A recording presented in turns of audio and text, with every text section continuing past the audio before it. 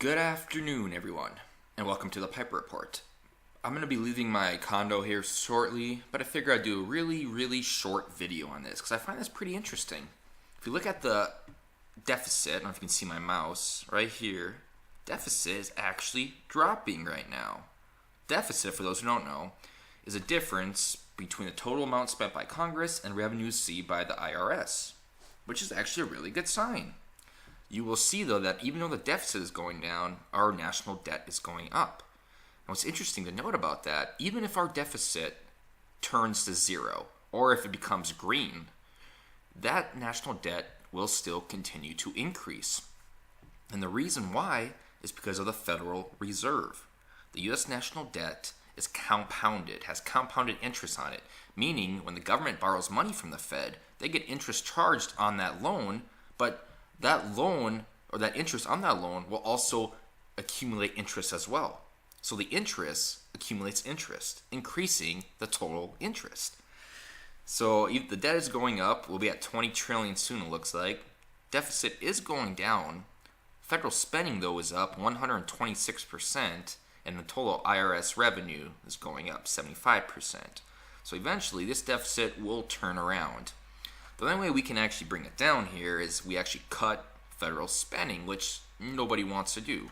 And to that regard, that is why the Democrats and Republicans in Congress are very similar. They both want to expand government. They both want to increase spending.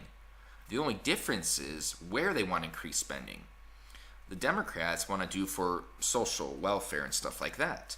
The Republicans, the neocons want to do the military. Republicans, a lot of Republicans too.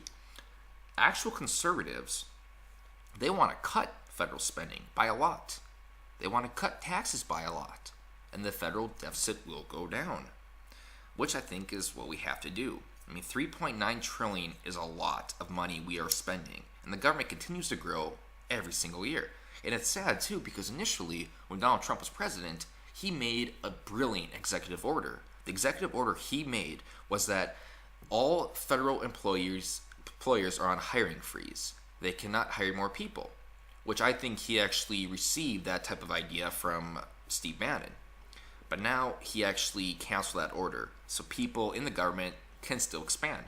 And there's nothing wrong with the government jobs here. I really should point that out. There's nothing wrong with government jobs per se. It's just that government jobs always have pensions. And like we see in Illinois, pensions eventually become unaffordable. Pensions become unaffordable. And if you have an economic collapse where the stock market plummets, then they are really unaffordable. If you look down here, I don't know if you can see my mouse, hope you can. Right here, a government employees, 23,516, or 23,516,000.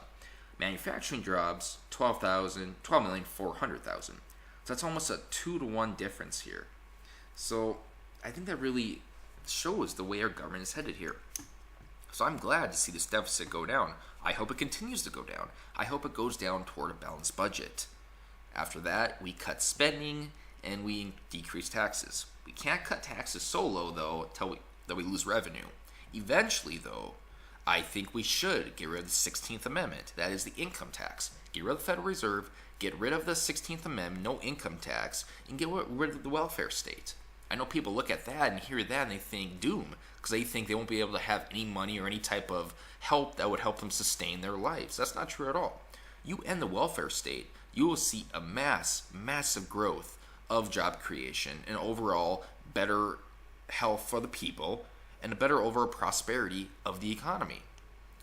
So I think eventually I would like to get there. I don't think it'll ever happen, though. I think we are too far along. The countries are becoming more and more left, and that's not necessarily a bad thing, but to some degree, I don't think it's really possible for the Libertarian Party to make all its necessary changes they want in the U.S.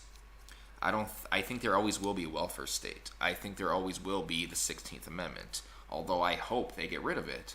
But there has to be a good push, a big push of support for that to happen. But like I said, this is a good start. I just wish, though, that tax revenue is going up. If they would only cut spending right now, we would see a lot of benefits happening. But I guess this video was longer than I anticipated, but hope you enjoyed it, and I'm done.